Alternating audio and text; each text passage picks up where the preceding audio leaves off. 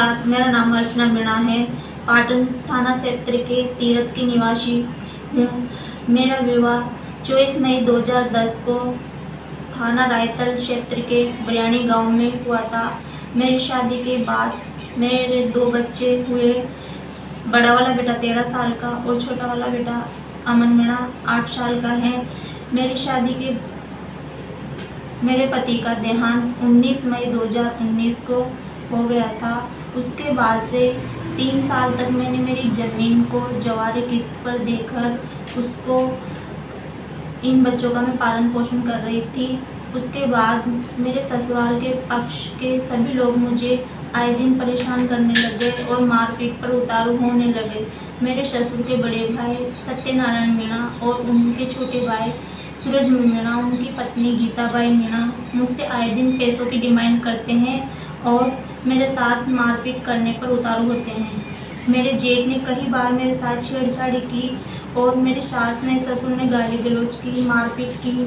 उसके बाद उनसे परेशान होकर मैं बूंदी दोनों बच्चों को लेकर आ गई। बूंदी आने के बाद मैं एक प्राइवेट जॉब करके इन बच्चों का पालन पोषण कर रही हूँ और इन बच्चों को पढ़ा लिखा रही हूँ। जो जवारे की किस्त के जो पैसे आते थे उनसे घर खर्च, बच्चों का खर्च, इनकी पढ़ाई लिखाई करती थी।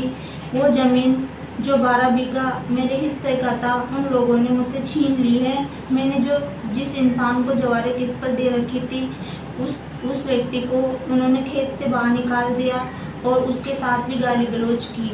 जब मैंने बोला तो मेरे जेठ ने मेरे को फ़ोन करके गाली गलौज की, अशब्द यूज किए।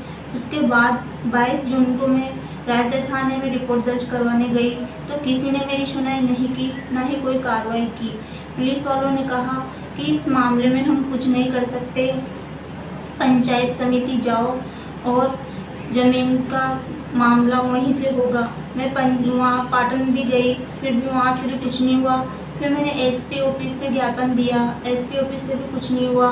उसके बाद मैंने ओम बिरला जी को भी ज्ञापन दिया, वहीं से भी कुछ भी नहीं हुआ। मैं रोज़ इधर उधर भटक रही हूँ, परेशान हो रही हूँ, सभी से मदद की गुहार लगाती हूँ पर कोई कार्रवाई नहीं होती।